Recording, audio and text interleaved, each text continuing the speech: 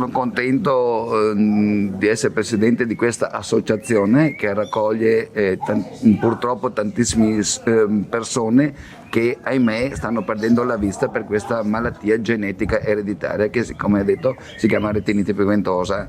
E cerchiamo di fare il nostro meglio, speriamo che la scienza e la ricerca e adesso questi nuovi finanziamenti che arriveranno ci possono dare una mano così per il proseguo, diciamo, di tutto quanto quella ricerca e di avere in un futuro più vicino meno persone che hanno questa difficoltà visiva o di avere questa malattia genetica ereditaria. Beh, io ringrazio Antonio per tutto il lavoro che ha fatto come presidente di Retina Veneto. Devo dire che è un incontro importante, ringrazio i 1500 soci e tutta la struttura di Campo San Piero per questo grande lavoro fatto in questi anni che ha permesso di poter approfondire una delle malattie che colpisce, che rende fortemente invalide le persone che ne sono colpite. Credo che oggi abbiamo tutta la possibilità, la capacità, la tecnologia di guardare, per poter guardare verso il futuro, andare a intervenire fin da subito anche attraverso delle terapie geniche e quindi dare un nuovo futuro alle persone che si trovano in queste difficoltà.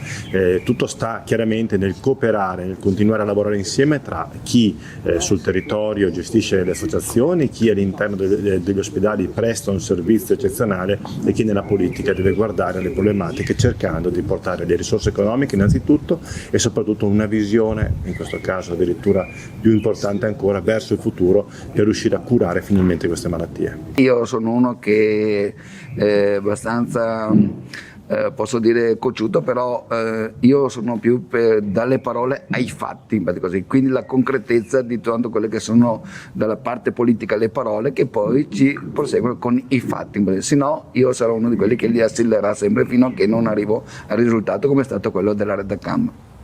Lo sappiamo. Sì. Però alla fine ti hanno anche ringraziato i politici perché li hai messi in condizioni di fare bene il loro lavoro. Esattamente, questa è stata oggi un'occasione, un'opportunità, così, e sicuramente ce ne saranno anche altre, capito? Però ben vengano, così, questa disponibilità da parte loro, capito? E noi come persone con questa disabilità siamo ben contenti che loro ci diano ascolto e che ci vedano, noi,